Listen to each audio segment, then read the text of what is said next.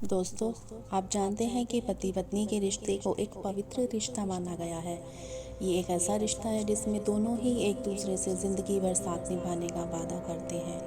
वहीं इस रिश्ते के बीच अगर कोई आ जाए तो इस रिश्ते की बुनियाद टूट जाती है, जिसके कारण लड़ाई झगड़े होते हैं और अलग होने तक की बात आ जाती है। लेकिन गौतम बुद्ध का कहना है कि हर पुरुष की 4 पत्नियां होनी चाहिए। जी हाँ, आपने सही सुना। ये जानने के लिए कि गौतम बुद्धा ने ऐसे क्यों कहा, आपको गौतम बुद्धा की ये कहानी सुननी होगी, तो ध्यान से सुनिए। तो बुद्ध ने इस चीज़ को एक कहानी के माध्यम से समझाया कि इंसान की 4 पत्नियां होती हैं। पुराने समय की बात है, एक आदमी की 4 पत्नियां थी और प्राचीन भारत में ये सामाजिक व्यवस्था थी जहाँ एक पुरुष कई पत्नियां रख सकता था। समय बीतने पर वो व्यक्ति बीमार पड़ गया और उसे अपनी मौत करीब दिखने लगी। जीवन के अंत में वो बहुत अकेलापन महसूस करने लगा, तो उसने अपनी पहली पत्नी को बुलाया और उसे अपने साथ दूसरी दुनिया में चलने के लिए कहा। व्यक्ति ने कहा, मेरी प्यारी पत्नी, मैंने तुम्हें दिन रात प्यार किया है, जीवन भर तुम्हारा ख्याल रखा है। अब मैं मरने वाला हूँ, तो क्या तुम मेरे साथ वहाँ चलोगी जहाँ मैं अपनी मृत्यु के बाद जाऊँ?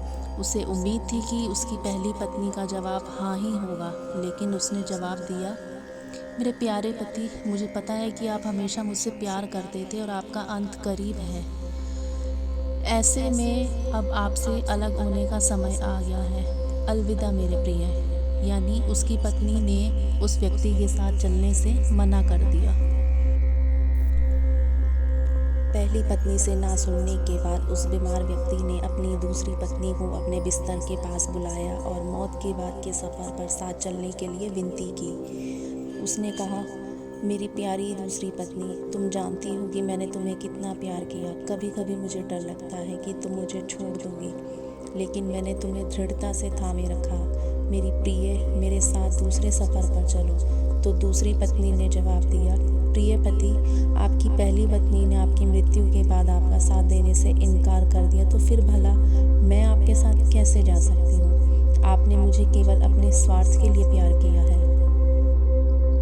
पहली और दूसरी पत्नी से ना सुनने के बाद मृत्युशैया पर लेटे हुए उस व्यक्ति ने अपनी तीसरी पत्नी को बुलाया और उसे भी अपने साथ चलने को कहा। तो तीसरी पत्नी ने आंखों में आंसू भरकर उत्तर दिया, मेरे प्रिय, मुझे आप पर दया आ रही है और अपने लिए दुख हो रहा है, इसीलिए मैं अंतिम संस्कार तक आपके साथ रहूंगी। इस तरह तीसरी पत्नी ने भी उसके साथ चलने से इनकार कर दिया। जब तीनों पत्नियों ने उसकी मृत्यु के बाद उसका अनुसरण करने से इनकार कर दिया, उसे ना कर दिया, तब उसे याद आया कि उसकी एक और चौथी पत्नी है जिसकी उसने ज़्यादा परवाह कभी भी नहीं की थी। चौथी पत्नी के साथ उसने हमेशा एक दासी की तरह व्यवहार किया था और हमेशा ही उसे दुत्कारा था।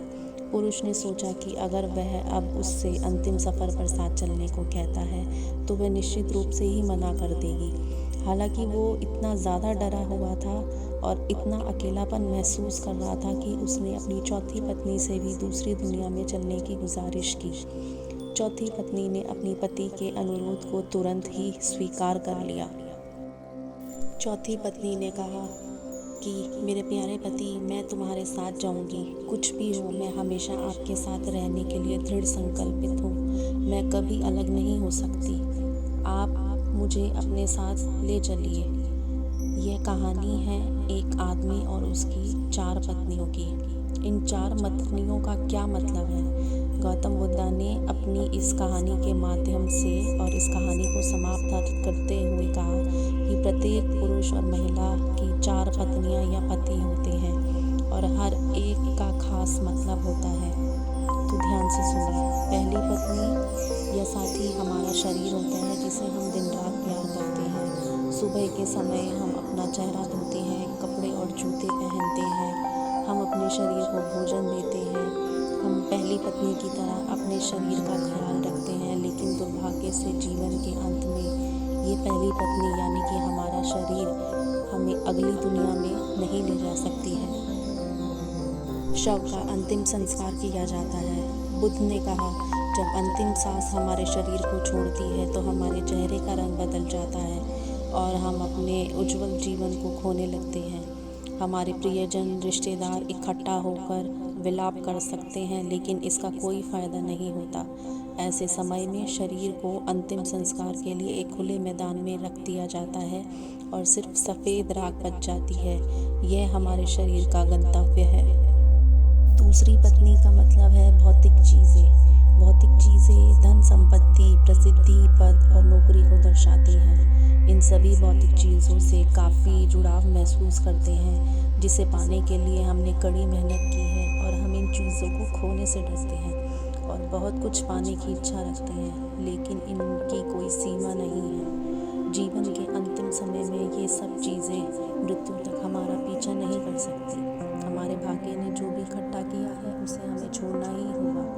हम इस दुनिया में खाली हाथ आए हैं और मृत्यु के समय हमें खाली हाथ होते हैं और खाली हाथ ही जाना पड़ता है। हम अपने मृत्यु के बाद अपने भाग्य को पकड़ कर नहीं रख सकते। जैसे कि दूसरी पत्नी ने अपने पति से कहा था कि तुम अपने अहंकार और स्वार्थ के लिए सिर्फ मुझे अपने साथ रखते थे, तो अब अलविदा कहने का समय आ गया है। बुद्ध के अनुसार तीसरी पत्नी का अर्थ है हमारे नाते रिश्तेदार, हमारे माता पिता, बहन भाई, सभी रिश्तेदार, दोस्त और समाज की तरह है। वो आंखों में आंसू लिए होते हैं, हमारे साथ शमशान घाट तक ही आ सकते हैं। वो हमारे लिए दुखी और उदास हो सकते हैं। इसीलिए हम अपने शरीर, भाग्य और समाज पर निर्भर नहीं रह सकते। हम अकेले आते हैं और अकेले ही इस दुनिया से जाते हैं। मृत्यु के बाद कोई हमारा साथ नहीं दे सकता। अंत में बुद्ध के अनुसार चौथी पत्नी का मतलब है हमारा मन या चेतना। जब हम गहराई से ये पहचान जाते हैं कि हमारा मन क्रोध, लालच और असंतोष से भरा हुआ है, तो हम अपने जीवन को अच्छे नज़रिए से देख पाते हैं, क्योंकि क्रोध, लोभ और असंतोष कर्म के नियम हैं। हम अपने कर्म से कभी भी पीछा नहीं छुड़ा सकते हैं। जैसे कि चौथी पत्नी ने मरते हुए पति से कहा कि जहाँ भी तुम जाओगे मैं तुम्हारे पीछे ही चलूँगी, तो हमारे कर्म ही आखिर तक हमारे साथ चलते हैं। तो आशा करती हूँ दोस्तों कि आपको बुद्धा की इस कहानी से जीवन की सच्चाई का आभास हो गया होगा। ऐसी ही और ज़्यादा वीडियो देखने के लिए प्लीज़ मेरे चैनल को लाइक, शेयर और सब्सक्राइब ना करना भूलिए। धन्यवाद।